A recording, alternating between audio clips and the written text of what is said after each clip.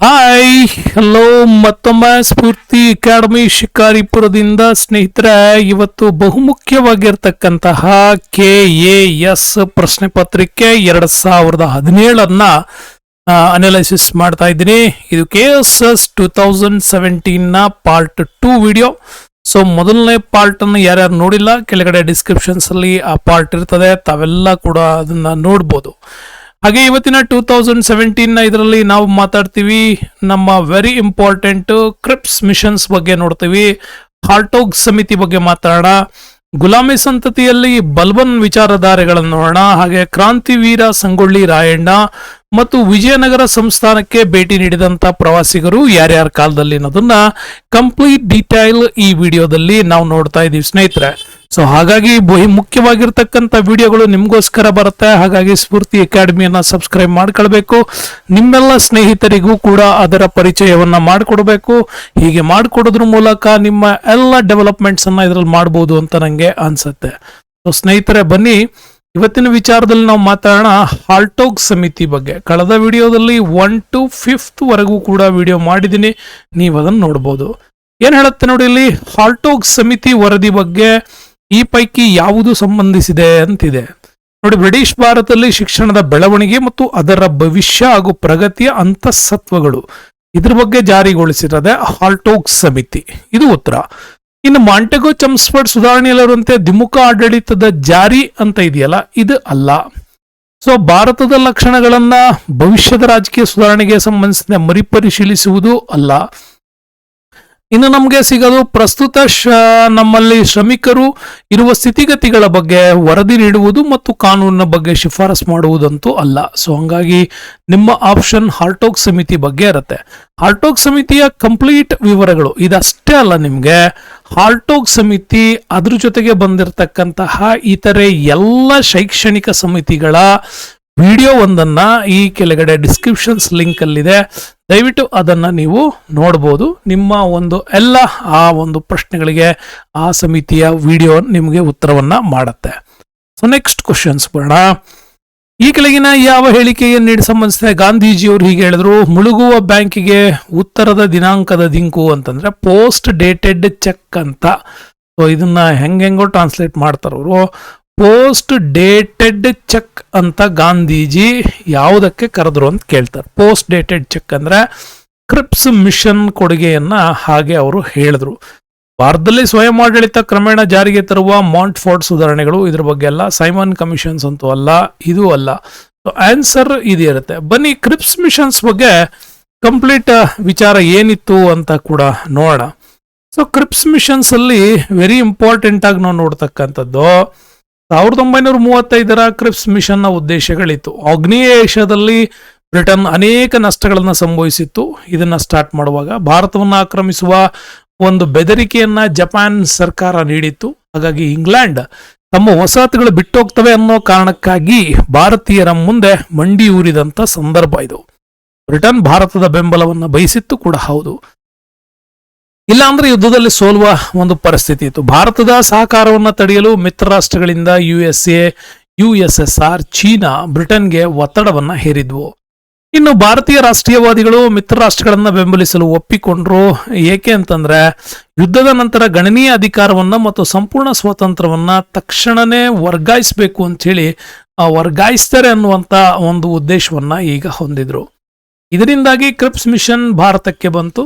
Creeps mission ಬಂದಿದ್ದ ಉದ್ದೇಶ ತಿಳ್ಕೊಂಡ್ವಿ, ಆದ್ರೆ ಅದರಲ್ಲಿ ಏನ್ ಪ್ರಸ್ತಾವನೆಗಳಿತ್ತು ಅಂತ ನೋಡೋಣ. ಗಾಂಧೀಜಿ ಯಾಕೆ ಅದನ್ನು ಬೇಡ ಅಂದ್ರು ಅಂತ ನೋಡೋಣ. ಸೊ ಭಾರತೀಯ ಪ್ರಭುತ್ವದ ಸ್ಥಾಪನೆ ಬಗ್ಗೆ ಮಾತಾಡ್ತಾ ಹೋಗ್ತಾರೆ ಕ್ರಿಪ್ಸ್ ಮಿಷನ್ಸ್ ಅಲ್ಲಿ. ಈ ಪ್ರಭುತ್ವ ಹೇಳುತ್ತೆ, ಕಾಮನ್ವೆಲ್ತ್ ನೊಂದಿಗೆ ನೀವು ಉಳ್ಕೊಳ್ಳೋದು ಅಥವಾ ಅದರಿಂದ ಪ್ರತ್ಯೇಕಗೊಂಡು ನೀವು ಸ್ವತಂತ್ರವನ್ನ ಹೊಂದಿರ್ತೇವೆ, ಅಂತಾರಾಷ್ಟ್ರೀಯ ಸಂಸ್ಥೆಗಳಲ್ಲಿ ಭಾಗವಹಿಸಲಿಕ್ಕೂ ಕೂಡ ನಿಮ್ಗೆ ಸ್ವತಂತ್ರವನ್ನ ಕೊಡ್ಲಾಗತ್ತೆ. ನೋಡಿ, ಇದು ಒಂದು ಒಳ್ಳೆ ಪಾಯಿಂಟ್. ಇದು ಭಾರತೀಯ ಪ್ರಭುತ್ವವನ್ನು ನಿಮಗೆ ಕೊಡ್ತೇವೆ, ನೀವು ಐದರ್ ಕಾಮನ್ವೆಲ್ತ್ ಎಲ್ಲಾರು ಉಳ್ಕೊಳ್ಳಿ, ಇಲ್ಲ ಫುಲ್ ಸ್ವತಂತ್ರ ಮಾಡ್ಕೊಳ್ಳಿ, ಇಲ್ಲ ಅಂತಾರಾಷ್ಟ್ರೀಯ ಸಂಸ್ಥೆಗಳಲ್ಲಿ ಭಾಗವಹಿಸೋದಕ್ಕೆ ನಿಮ್ಗೆ ಸ್ವತಂತ್ರ ಕೊಡ್ತೀವಿ ಅಂತ. ಸೊ ಎರಡನೇದು, ದೇಶಕ್ಕೆ ಹೊಸ ಸಂವಿಧಾನ ರೂಪಿಸಲು ಸಂವಿಧಾನ ಸಭೆಯನ್ನ ರಚನೆ ಮಾಡ್ತೀವಿ. ಅಸೆಂಬ್ಲಿಯಲ್ಲಿ ಪ್ರಾಂತೀಯ ಅಸೆಂಬ್ಲಿಗಳಿಂದ ಚುನಾಯಿತ ಸದಸ್ಯರನ್ನ ಕೂಡ ಹೊಂದಲಿಕ್ಕೆ ಅವಕಾಶ ಮಾಡಿಕೊಡ್ತೀವಿ ಮತ್ತು ರಾಜಕುಮಾರರಿಂದ ನಾಮನಿರ್ದೇಶನ ಮಾಡೋದಕ್ಕೂ ಕೂಡ ಅವಕಾಶವನ್ನ ಕೊಡ್ತೀವಿ. ಎರಡನೇ ಪಾಯಿಂಟ್ ಕೂಡ ತುಂಬಾ ಚೆನ್ನಾಗಿತ್ತು. ಸೊ ಮೂರನೇದು ಹೇಳ್ತಾರೆ, ಭಾರತೀಯ ಆಧಿಪತ್ಯ ಸೇರಲು ಇಷ್ಟವಿಲ್ಲದ ಯಾವುದೇ ಪ್ರಾಂತ್ಯವು ಪ್ರತ್ಯೇಕ ಒಕ್ಕೂಟವನ್ನ ರಚಿಸಬಹುದು. ಇದು ಡೇಂಜರ್ ಪಾಯಿಂಟ್ ಆಗಿತ್ತು. ಪ್ರತ್ಯೇಕ ಸಂವಿಧಾನವನ್ನು ಹೊಂದಬಹುದು. ಏನ್ ನೀವೀಗ ಕಾಶ್ಮೀರ್ 370 ಬಗ್ಗೆ ಮಾತಾಡ್ತಿರಲ್ಲ, ಅದ್ರ ಹಿಂದೆ ಇದು ಕೂಡ ಒಂದು ಕಾರಣ ಆಗಿತ್ತು. ಅವಾಗ ಗಾಂಧೀಜಿ ಬಹಳಷ್ಟು ವಿರೋಧ ಮಾಡಿದ್ದು ಇದನ್ನೇ. ಭಾರತೀಯ ಆಧಿಪತ್ಯಕ್ಕೆ ಸೇರಲು ಇಷ್ಟವಿಲ್ಲದ ಯಾವುದೇ ಪ್ರಾಂತ್ಯ ಪ್ರತ್ಯೇಕ ಒಕ್ಕೂಟವನ್ನು ರಚಿಸೋದಕ್ಕೆ ಅವಕಾಶ ಮಾಡಿಕೊಡು ಇರ್ತದೆ, ಪ್ರತ್ಯೇಕ ಸಂವಿಧಾನ ಕೂಡ ಹೊಂದಬಹುದು ಅಂತ. ಇಲ್ಲಿಂದನೇ ನಮ್ಮಲ್ಲಿ ಮುಸ್ಲಿಂ ಲೀಗ್ನ ಆಶೆಯೂ ಕೂಡ ಈಡೇರ್ತಾ ಬಂತು. ಸಂವಿಧಾನ ಸಭೆ ಮತ್ತು ಬ್ರಿಟಿಷ್ ಸರ್ಕಾರದ ನಡುವಿನ ಮಾತುಕತೆಗಳ ಮೂಲಕ ಅಧಿಕಾರದ ವರ್ಗಾವಣೆ ಮತ್ತು ಅಲ್ಪಸಂಖ್ಯಾತರ ಹಕ್ಕುಗಳನ್ನು ರಕ್ಷಿಸಲಾಗುತ್ತದೆ ಅನ್ನೋ ಸ್ಟೇಟ್ಮೆಂಟ್ ಕೂಡ ಕೊಟ್ಟಿದ್ರು ಗಾಂಧೀಜಿ. ಇದನ್ನ ಕೂಡ ನೀವು ನಮ್ಗೆ ಸಂವಿಧಾನ ಕೊಟ್ಟರೆ ನಾವೆಲ್ಲದನ್ನ ರಕ್ಷಣೆ ಮಾಡ್ತೀವಿ ಅಂತ. ಈ ಮಧ್ಯೆ ಹೊಸ ಸಂವಿಧಾನ ಜಾರಿಗೆ ಬರುವವರೆಗೆ ಭಾರತದ ರಕ್ಷಣೆಯನ್ನ ಬ್ರಿಟಿಷರು ನಿಯಂತ್ರಿಸ್ತಾರೆ ಮತ್ತು ಗವರ್ನರ್ ಜನರಲ್ನ ಅಧಿಕಾರಗಳು ಬದಲಾಗದೇ ಉಳಿಯುತ್ತವೆ ಅಂತನೂ ಕೂಡ ಹೇಳಿದ್ರು. ಹಾಗಾಗಿ ಈ ಪ್ರಸ್ತಾವನೆಗಳು ಈ ರೀತಿ ಇದ್ದಿದ್ದರಿಂದಾಗಿ ಗಾಂಧೀಜಿ 3, 4 ಮತ್ತು 5ನೇ ಪ್ರಸ್ತಾವಗಳನ್ನ ಸ್ವಲ್ಪ ವಿರೋಧ ಮಾಡ್ತಾರೆ. ಆದರೂ ಕೂಡ ಇದು ಒಂದು ಒಳ್ಳೆ ಮಹತ್ವ ಹೊಂದಿದ್ದು ಹೆಂಗೆ? ಮೊದಲ ಬಾರಿಗೆ ಬ್ರಿಟಿಷ್ ಸರ್ಕಾರ ಭಾರತಕ್ಕೆ ಆಧಿಪತ್ಯ ಕೊಡುವ ಹಕ್ಕನ್ನ ಅಂಗೀಕಾರ ಮಾಡಿತ್ತು, ಇದನ್ನ ಒಪ್ಕೊಂಡಿತ್ತು. ಭಾರತೀಯರು ತಮ್ಮದೇ ಆದ ಸಂವಿಧಾನವನ್ನ ಹೊಂದಲಿಕ್ಕೆ ಅವಕಾಶ ಮಾಡಿಕೊಟ್ಟಿತ್ತು. ಪ್ರಾಂತ್ಯಗಳಿಗೆ ಪ್ರತ್ಯೇಕ ಒಕ್ಕೂಟವಾಗಲು ಸ್ವತಂತ್ರ ನೀಡುವ ಪ್ರಸ್ತಾವ 1947ರ ದೇಶ ವಿಭಜನೆಗೂ ಕೂಡ ಇದೊಂದು ಮಾದರಿಯಾದಂಥದ್ದಾಗಿತ್ತು. ಕಾಮನ್ವೆಲ್ತ್ನಿಂದ ಬಿಟ್ಟು ಕೊಡುವ ಹಕ್ಕು, ನಂತರದ ಹಂತದಲ್ಲಿ ಪೂರ್ಣ ಸಾರ್ವಭೌಮತ್ವದ ಹಕ್ಕನ್ನು ಕೂಡ ಇದು ಸೂಚಿಸಿತ್ತು. ಮಧ್ಯಂತರ ಅವಧಿಯಲ್ಲಿ ಆಡಳಿತದಲ್ಲಿ ಭಾರತೀಯರಿಗೆ ಉತ್ತಮ ಪಾಲು ಕೊಡ್ತೇವೆ ಅನ್ನೋದು ಖಾತ್ರಿಯಾಗಿತ್ತು. ಹೀಗಾಗಿ ಇದು ಮಹತ್ವ ಕೂಡ ಹೊಂದಿದ್ದು ಈ ಪ್ರಮುಖ ಉದ್ದೇಶಗಳಿಗೆ. ಆದ್ರೂ ಇಷ್ಟೆಲ್ಲ ಇದ್ದಿದ್ದು ಕ್ರಿಪ್ಸ್ ಮಿಷನ್ ವಿಫಲ ಆಗ ಕಾರಣ ಏನೋ? ಪ್ರಸ್ತಾವನೆಗಳನ್ನ ಬ್ರಿಟಿಷರು ತೀರಾ ಆಮೂಲಾಗ್ರವಾಗಿ ಮತ್ತೆ ಸಂಪೂರ್ಣ ಸ್ವಾತಂತ್ರ್ಯ ಬಯಸಿದಂತ ಇಂಡಿಯನ್ ನ್ಯಾಷನಲ್ ಕಾಂಗ್ರೆಸ್ಗೆ ತುಂಬಾ ಸಾಂಪ್ರದಾಯವಾದಿಯಾಗಿ ನೋಡಿದ್ರಿಂದ ಹೇಳ್ತಾರೆ ಬಿಡು, ಓಡಾಡ್ತಾರೆ, ಮಾತಾಡ್ತಾರೆ ಅಂತ ಅಷ್ಟೇ ತಿಳ್ಕೊಳ್ತು. ಹಾಗೆ ಕ್ರಿಪ್ಸ್ ಮಿಷನ್ ಮುಸ್ಲಿಂ ಲೀಗ್ ಮತ್ತೆ INC ನಡುವೆ ಮತ್ತು ಇತರ ಭಾರತೀಯ ಗುಂಪುಗಳು ಇದನ್ನ ತಿರಸ್ಕಾರ ಮಾಡಿದ್ವು.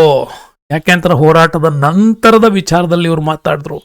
ಹಿಂದೂ ಮಹಾಸಭಾ ಮತ್ತೆ ಉದಾರವಾದಿಗಳು ಅಲ್ಪಸಂಖ್ಯಾತರ ಹಕ್ಕುಗಳನ್ನು ರಕ್ಷಿಸಲಾಗ್ತದೆ ಅನ್ನೋ ಅಂಶ ಏನು ಹೈಲೈಟ್ ಮಾಡಿದ್ರು, ಇದನ್ನ ವಿರೋಧಿಸಿದ್ರು.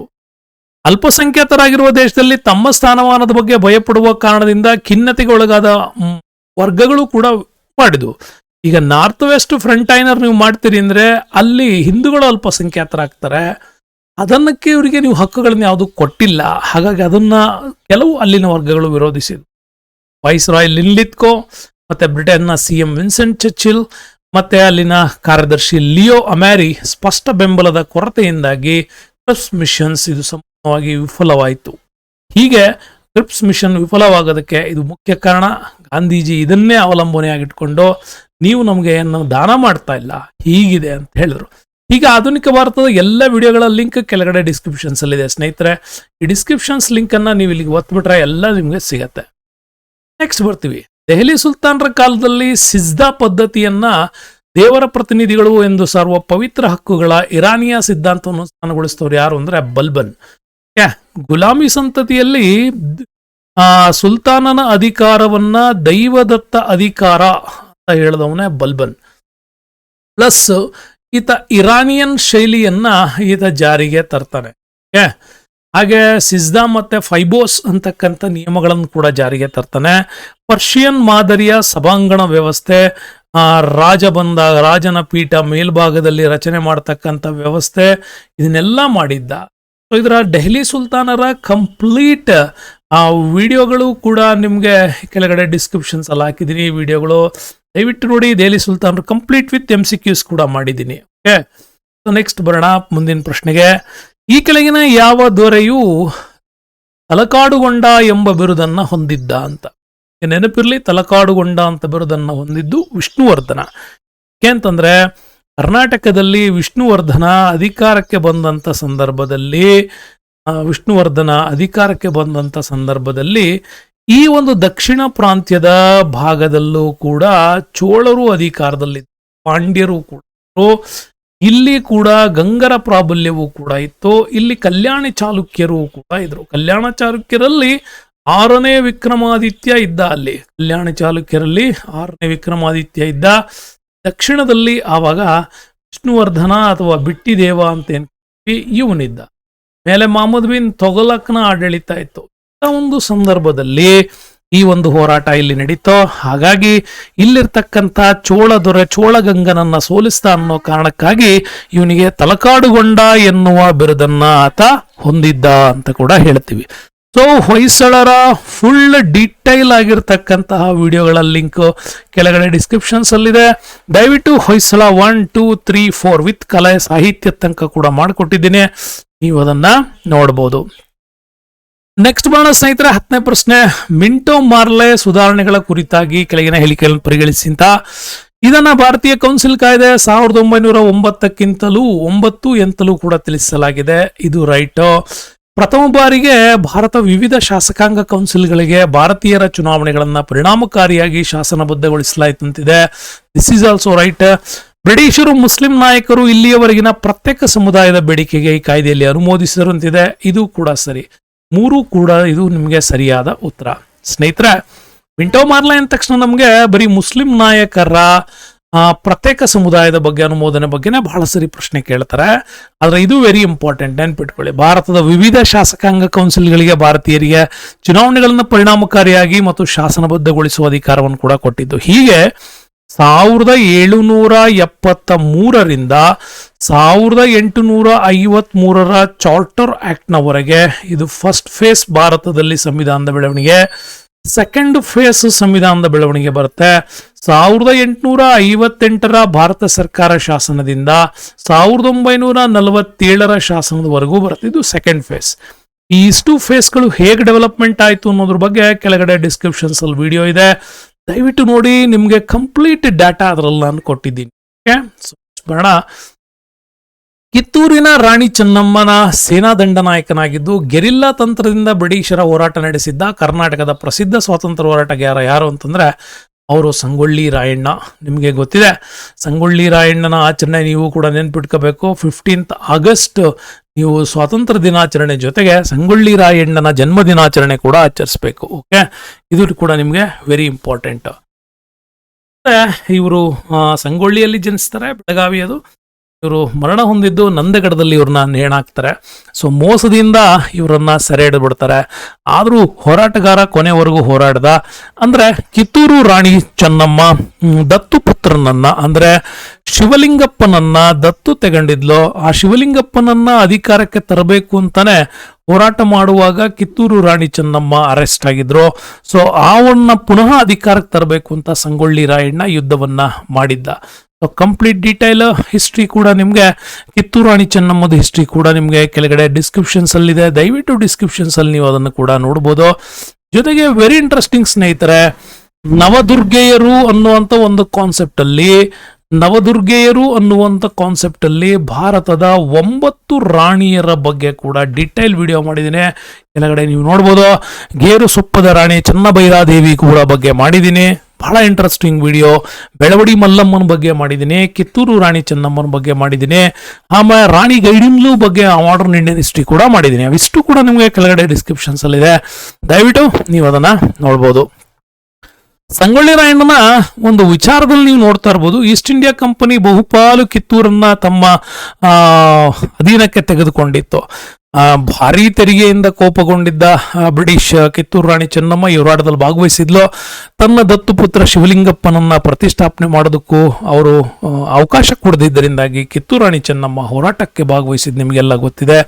ಈಸ್ಟ್ ಇಂಡಿಯಾ ಕಂಪನಿಯಿಂದ ಈ ರೀತಿಯ ಅಸಮಾಧಾನದ ವಿರುದ್ಧದ ಹೋರಾಟ 1829ರಲ್ಲಿ ಬ್ರಿಟಿಷರ ವಿರುದ್ಧ ದಂಗೆ ಪ್ರಾರಂಭಿಸ್ತಾರೆ. ಏಪ್ರಿಲ್ 1830ರಲ್ಲಿ ರಾಯಣ್ಣನ ಅಂತಿಮವಾಗಿ ಬ್ರಿಟಿಷರು ಶಿವಲಿಂಗಪ್ಪನೊಂದಿಗೆ ಸೆರೆ ಹಿಡಿದ್ಬಿಟ್ಟು ನ್ಯಾಯಾಲಯದಲ್ಲಿ ವಿಚಾರಣೆಗೊಳಪಡಿಸ್ತಾರೆ, ಮರಣದಂಡನೆಯನ್ನ ವಿಧಿಸ್ತಾರೆ. ಮರಣದಂಡನೆ ಆದ ಸ್ಥಳ ನಂದಗಡ, ಬೆಳಗಾವಿ. ಸೊ ನೆನಪಿರ್ಲಿ. ನೆಕ್ಸ್ಟ್ ಬರೋಣ, ಪ್ರವಾಸಿಗರ ವಿಚಾರದ ಬಗ್ಗೆ ಬಂದಿದೆ. ವಿಜಯನಗರ ಸಾಮ್ರಾಜ್ಯ ಮತ್ತು ಅದರ ರಾಜರ ಪಟ್ಟಿ ಇದೆ ನೋಡಿ. ಅಬ್ದುಲ್ ರಜಾಕ್, ನಿಕೋಲೋ ಕೊಂಟಿ, ಫರ್ನಾವ್ ನ್ಯೂನಿಚ್ ಬಾರ್ಬೋಸಾ, 1ನೇ ದೇವರಾಯ, 2ನೇ ದೇವರಾಯ, ಕೃಷ್ಣದೇವರಾಯ, ಅಚ್ಯುತರಾಯ. ಇವರಿಬ್ಬರದು ಕೂಡ ನಿಮಗೆ ಗೊತ್ತಿದೆ. ಸಂಗಮ್ ಕಾಲ ಇದು. ಓಕೆ, ಇದು ತುಳು ಕಾಲ, ಇದು ಅರವೀಡು ಕಾಲ. ಓಕೆ, ಮಧ್ಯದಲ್ಲಿ ಸಾಳ್ವನ್ ನರಸಿಂಹ ಬರ್ತಾನೆ, ಆ ಕಾಲ ಒಂದಿಲ್ಲ. ನಿಮಗೆ ಆನ್ಸರ್ ನೋಡೋದಾದ್ರೆ ಅಬ್ದುಲ್ ರಜಾಕ್ ಕೂಡ ದೇವರಾಯ ಸೆಕೆಂಡ್ ಆಸ್ಥಾನಕ್ಕೆ ಬಂದಿದ್ದ. ಇನ್ನು ನಿಖಲೋ ಕೌಂಟಿ ಬಂತಂದ್ರೆ 1ನೇ ದೇವರಾಯನ ಆಸ್ಥಾನಕ್ಕೆ, ಬರ್ನೌಡ್ ನ್ಯೂನಿಚ್ ಕೂಡ ನಿಮಗೆ ಬರ್ತಾನೆ ಅಚ್ಯುತರಾಯನ ಕಾಲಕ್ಕೆ, ಡ್ಯೂರೆಟ್ ಬಾರ್ಬೋಸಾ ಕೃಷ್ಣದೇವರಾಯನ ಆಸ್ಥಾನಕ್ಕೆ ಬಂದಿತ್ತು. ಇದೆಲ್ಲ ನಿಮ್ಗೆ ಫುಲ್ ಡೀಟೇಲ್ ಕೂಡ ಸಿಗುತ್ತೆ. ಬನ್ನಿ ಎಲ್ಲರೂ ಯಾರ್ಯಾರು ಅಂತ ಹೇಳಿ ನೋಡೋಣ. ನೋಡಿ, ಹೀಗಿದೆ ನಿಖಲೋ ಕೌಂಟಿ 1ನೇ ದೇವರಾಯನ ಆಸ್ಥಾನಕ್ಕೆ, ಇಬನ್ ಬಟೂಟ 2ನೇ ಹರಿಹರನ ಆಸ್ಥಾನಕ್ಕೆ, ನಿಕೇಟಿನ್ ಕೂಡ 2ನೇ ವಿರೂಪಾಕ್ಷರಾಯ, ಹಾಗೇನೆ ಅಬ್ದುಲ್ ರಜಾಕ್ ಇವರು ದೇವರಾಯನ ಆಸ್ಥಾನಕ್ಕೆ. ಇವರಿಷ್ಟು ಜನ ಕೂಡ ಸಂಗಮ್ ಕಾಲದಲ್ಲಿ ಭಾರತಕ್ಕೆ ಭೇಟಿ ನೀಡಿದಂತ, ಸಂಗಮ್ ಕಾಲ ಅಲ್ಲ, ಈ ಒಂದು ವಿಜಯನಗರದ ಅರಸರ ಸಂಗಮ್, ಒಂದು ಸಂಗಮ ರಾಜವಂಶ ಆ ಕಾಲಕ್ಕೆ ನೀಡಿದವರು. ಡ್ಯೂರೆಟ್ ಬಾರ್ಬೋಸಾ ಮತ್ತೆ ಡಮಿಂಗೋ ಪಯಾಸ್ ಅವರು, ನೆನ್ಪಿಟ್ಕೊಳ್ಳಿ, ಡ ಅಂತ ಬರುತ್ತೆ. ಇವರಿಬ್ರು ಭೇಟಿ ಕೊಟ್ಟಿದ್ದು ಕೃಷ್ಣದೇವರಾಯನ ಆಸ್ಥಾನಕ್ಕೆ. ನ್ಯೂನಿಜ್ ಅಚ್ಯುತರಾಯನ ಕಾಲಕ್ಕೆ, ಫೆಡರಿಕ್ ಸದಾಶಿವರಾಯನ ಕಾಲಕ್ಕೆ, ಫೆರಿಸ್ತಾ 2ನೇ ವೆಂಕಟನ, ಪಿಟ್ರೋ ಡೆಲ್ಲಾ ವೆಲ್ಲಾ ರಾಮದೇವರಾಯನ ಕಾಲಕ್ಕೆ. ಇನ್ನು ನಿಮ್ಗೆ ವಿಜಯನಗರ ಸಂಸ್ಥಾನಕ್ಕೆ ಭೇಟಿ ನೀಡಿದಂತ ವಿದೇಶಿಗರು. ಮತ್ತೆ ಸ್ನೇಹಿತರೆ, ಇಲ್ಲೊಂದು ಇಂಟ್ರೆಸ್ಟಿಂಗ್ ವಿಚಾರ ನಿಮ್ಗೆ ಹೇಳ್ಬೇಕು. ವಿಜಯನಗರದ 4 ವಿಡಿಯೋಗಳು ಕೂಡ ಕಂಪ್ಲೀಟ್ ಆಗಿ ಮಾಡಿದ್ದೀನಿ. 4 ವಿಡಿಯೋಗಳು ಡಿಸ್ಕ್ರಿಪ್ಷನ್ಸ್ ಅಲ್ಲಿ ಹಾಕಿದ್ದೀನಿ. 4 ವಿಡಿಯೋಗಳ ಲಿಂಕ್ ನೀವು ಕಂಪ್ಲೀಟ್ ಆಗಿ ನೋಡ್ಬೋದು. ಕರ್ನಾಟಕ ಹಿಸ್ಟ್ರಿಯ ಪೂರ್ಣ ವಿಡಿಯೋಗಳು ಕೂಡ ನಿಮ್ಗೆ ಕೆಳಗಡೆ ಡಿಸ್ಕ್ರಿಪ್ಷನ್ ಸಿಗತ್ತೆ. ದಯವಿಟ್ಟು ನೀವು ಅದನ್ನೊಂದ್ಸಾರಿ ಗಮನಿಸ್ಬೇಕಾ. ನೆಕ್ಸ್ಟ್ ಬರೋಣ. ಯಾವ ಮೊಘಲರ ದೊರೆಯು ಅವಧಿಯಲ್ಲಿ ನಾದಿರ್ ಶಾ ದೆಹಲಿಯ ಮೇಲೆ ದಾಳಿ ಮಾಡಿದನು, ಅಲ್ಲಿನ ನವಿಲು ಸಿಂಹಾಸನವನ್ನ ತನ್ನೊಂದಿಗೆ ಒಯ್ದನು. ಇದು ಮೊಹಮ್ಮದ್ ಶಾನ ಕಾಲಕ್ಕೆ. ಮೊಹಮ್ಮದ್ ಶಾನನ್ನ ಮೊಹಮ್ಮದ್ ಶಾ ರಂಗೀಲಾ ಅಂತ ಕೂಡ ಕರೀತಾರೆ. ಒಬ್ಬ ಶ್ರೇಷ್ಠ ದೊರೆ ಅಂತವಲ್ಲ, ಅದಕ್ಷ ದೊರೆ. ಮತ್ತೆ ಹೇಳ್ತಾರೆ ಇವನಿಗೆ ಈತ ಬಹುಭಾಷಾ ಪಂಡಿತನಾಗಿದ್ದ. ತನ್ನ ಬಹುಭಾಷಾ ಪಾಂಡಿತ್ಯವನ್ನ ಎಕ್ಸ್ಪ್ರೆಸ್ ಮಾಡಕ್ಕೆ ಇವನು ತನ್ನ ಆಸ್ಥಾನದಲ್ಲಿ ಇರ್ತಕ್ಕಂತಹ ತನ್ನ ಶಯ್ಯಗೃಹ ಅಂದ್ರೆ ತನ್ನ ಬೆಡ್ರೂಮ್ ಅಲ್ಲಿ ವಿವಿಧ ಭಾಗಗಳಿಂದ ರಾಣಿಯರನ್ನ ದುಂಡುಗೆ ಹಾಕೊಂಡಿದ್ನಂತೆ. ಅವ್ರ ಎದುರುಗಡೆ ತನ್ನ ಒಂದು ಪ್ರಾಬಲ್ಯ, ಈ ಮಾತಿನ ಪ್ರಾಬಲ್ಯವನ್ನ ತೋರಿಸ್ತಿದ್ದ ಅಂತ. ಬಟ್ ಇವನ ಕಾಲದಲ್ಲೇನೆ ದಾಳಿ ನಡೀತು.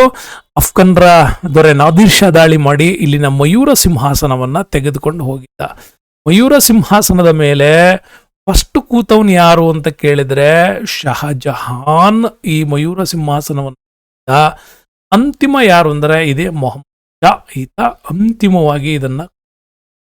ಹಾಗಾಗಿ ಮಯೂರ ಸಿಂಹಾಸನ ಅಫ್ಘನ್ ದೊರೆ ನಾದಿರ್ ಶಾ ತೆಗೆದುಕೊಂಡು ಹೋಗಿದ್ದ ಅಂತ. ಈಗ ಅದು ಇಂಗ್ಲೆಂಡ್ನ ಬರ್ಮಿಂಗ್ ಹ್ಯಾಮ್ನ ಅರಮನೆಯಲ್ಲಿದೆ ಅಂತ ಹೇಳಲಾಗತ್ತೆ. ಈ ರೀತಿಯಲ್ಲಿ ಕೂಡ ನಾವು ಇದನ್ನ ಓದ್ಬೋದು. ಸೊ ನಿಮ್ಗೆ ಮೊಘಲರ ಕಂಪ್ಲೀಟ್ ವಿಡಿಯೋಗಳು ಕೆಳಗಡೆ ಡಿಸ್ಕ್ರಿಪ್ಷನ್ಸ್ ಅಲ್ಲತ್ತೆ. ಎಕ್ಸ್ಪೆಷಲಿ ಮಯೂರ ಸಿಂಹಾಸನದ ವಿಡಿಯೋ ಒಂದನ್ನೇ ಮಾಡಿದ್ದೀನಿ, ಕಂಪ್ಲೀಟ್ ಮಯೂರ ಸಿಂಹಾಸನದ ಬಗ್ಗೆನೆ. ಅಂದ್ರೆ ನವಿಲುಗಳನ್ನ ಹೊಂದಿರತಕ್ಕಂಥ ಮಯೂರ ಸಿಂಹಾಸನದ ಚಿತ್ರಗಳೊಂದಿಗೆ ಈ ಒಂದು ವಿಡಿಯೋ ಮಾಡಿದ್ದೀನಿ. ದಯವಿಟ್ಟು ನೋಡಿ, ತುಂಬಾ ಫುಲ್ ಡೀಟೇಲ್ ನಿಮ್ಗೆ ಅದರಲ್ಲಿ ಸಿಗತ್ತೆ. ನೆಕ್ಸ್ಟ್ ಬನ್ನ, ಕರ್ನಾಟಕದ ಕೆಳಗಿನ ಯಾರು ಗಾಂಧೀಜಿಯವರ ದಂಡಿ ಉಪ್ಪಿನ ಸತ್ಯಾಗ್ರಹ ಜಾಥಾದಲ್ಲಿ ಪಾಲ್ಗೊಂಡಿದ್ರು ಅಂತಂದ್ರೆ ಅದು ಮೈಲಾರ ಮಹದೇವಪ್ಪ. ನೆನ್ಪಿಟ್ಕೊಳ್ಳಿ, ಹೊಸರಿತ್ತಿಯಿಂದ, ಹಾವೇರಿಯ ಹೊಸರಿತ್ತಿಯಿಂದ ಹೊರಟಂತ ಮೈಲಾರ ಮಹದೇವಪ್ಪ ಅವರು 18 ವರ್ಷದ ಯುವಕ ಗಾಂಧೀಜಿಯವರ ಉಪ್ಪಿನ ಸತ್ಯಾಗ್ರಹಕ್ಕೆ ದಂಡಿಗೆ ನಡ್ಕೊಂಡು ಹೋಗಿದ್ರು, ಅವ್ರ ಜೊತೆ ಭಾಗವಹಿಸಿದ್ರು, ಬಂದಿದ್ರು. ಇದಿಷ್ಟು ಕೂಡ ವೆರಿ ಇಂಪಾರ್ಟೆಂಟು. ಕರ್ನಾಟಕದ ಸ್ವತಂತ್ರ ಚಳುವಳಿ ನೆನ್ಪಿಟ್ಕೊಳ್ಳಿ, ಕರ್ನಾಟಕದ ಸ್ವತಂತ್ರ ಚಳುವಳಿಯ ಫುಲ್ ಡೀಟೈಲ್ ಪ್ಲಸ್ ಏಕೀಕರಣದ ವಿಡಿಯೋ ಕೂಡ ಕೆಳಗಡೆ ಡಿಸ್ಕ್ರಿಪ್ಷನ್ ಅಲ್ಲಿ ಹಾಕಿದ್ದೀನಿ. ಪಿನ್ ಟು ಪಿನ್ ಮಾಹಿತಿ ಅದರಲ್ಲಿದೆ, ನೋಡಿ. ಏನ್ ಸರ್ ಎಲ್ಲ ವಿಡಿಯೋ ಬರೀ ಡಿಸ್ಕ್ರಿಪ್ಷನ್ಸ್ ನೋಡಿ ಅಂತೀನಿ ಅಂತ ಅನ್ಕೋಬೇಡಿ. ವಿಡಿಯೋಗಳು ಫುಲ್ ಲೆಂತ್ ಇರ್ತವೆ. ಎಲ್ಲ ವಿಡಿಯೋಗಳ ಲಿಂಕು ಕೂಡ ಇದೆ. ನಿಮ್ಗೆ ಯಾವ ಪಠ್ಯ ನಿಮಗೆಲ್ಲ ಅರ್ಥ ಆಗಲ್ಲ, ಆ ಲಿಂಕ್ ಅನ್ನ ಸೇವ್ ಮಾಡಿಕೊಂಡು ನೀವು ಅದನ್ನ ನೋಡ್ತಾ ಹೋದ್ರೆ ನಿಜವಾಗಲೂ ಪರೀಕ್ಷೆ ತುಂಬಾ ಈಸಿಯಾಗಿ ನೀವು ಗೆಲ್ಬಹುದು. ಅದ್ಭುತವಾಗಿರ್ತಕ್ಕಂಥ ವಿಡಿಯೋಗಳೆಲ್ಲ ನಿಮಗೆ ಸಿಗೋದು ಸ್ಫೂರ್ತಿ ಅಕಾಡೆಮಿಯಲ್ಲಿ ಅಂಡ್ ಓನ್ಲಿ. ವಿಚಾರಗಳನ್ನು ನಿಮಗೋಸ್ಕರ ಹಾಕಿದ್ದೀನಿ. ಗೂಗಲ್ ಪೇ ಮುಖಾಂತರ ನೀವು ನಿಮ್ಮ ಧನ ಸಹಾಯವನ್ನು ಮಾಡಿದ್ದೆ ಆದರೆ ನಿಜವಾಗಲೂ ಇತ್ತೀಚೆಗೆ ಒಬ್ಬೊಬ್ಬರೇ ಮಾಡ್ತಾ ಇದ್ದೀರಿ. ಸ್ವಲ್ಪ ನಿಮ್ಮ ಮೊತ್ತದ ಪ್ರಮಾಣವನ್ನು ಜಾಸ್ತಿ ಮಾಡಿದ್ರೆ ಫುಲ್ ಡೀಟೇಲ್ ಡಿಜಿಟಲ್ ತರೋದಕ್ಕೆ ಪ್ರಯತ್ನ ಮಾಡ್ತೀನಿ. ಸೌಂಡ್ ಎಫೆಕ್ಟ್ಸು ಅದು ಇದು ಎಲ್ಲ ಚೇಂಜ್ ಮಾಡಬೇಕು. ಹಾಗಾಗಿ ನೀವು ಆ ಸಹಾಯ ಮಾಡಿದ್ರೆ ನಿಮಗೂ ನಿಮ್ಮ ಮುಂದಿನವರಿಗೂ ಅದೊಂದು ಸೌಲಭ್ಯ ಸಿಗತ್ತೆ ಅಂತ ಹೇಳ್ತಾ ಈ ವಿಡಿಯೋಕ್ಕೆ ಧನ್ಯವಾದಗಳು. ಸದ್ಯದಲ್ಲೇ ಕರ್ನಾಟಕದ ಸಮಗ್ರ ಇತಿಹಾಸ, ಭೂಗೋಳ ಮತ್ತು ಜಿಕೆ ವಿಡಿಯೋಗಳು ಸರಣಿ ನಿಮ್ಮ ಮುಂದೆ ಬರುತ್ತೆ. ಅಲ್ಲಿವರೆಗೂ ನೀವು stay with us. Ramesh sir, thank you, bye bye ಅಂತ ಹೇಳ್ತಾ ಈ ವಿಡಿಯೋಕ್ಕೆ ಸ್ನೇಹಿತರೆ ಧನ್ಯವಾದಗಳು. ಮುಂದಿನ ವಿಡಿಯೋದಲ್ಲಿ ಮತ್ತೆ ಸಿಗೋಣ. ಅಲ್ಲಿಯವರೆಗೂ ತಮ್ಮೆಲ್ಲರಿಗೂ ಕೂಡ ಧನ್ಯವಾದಗಳು.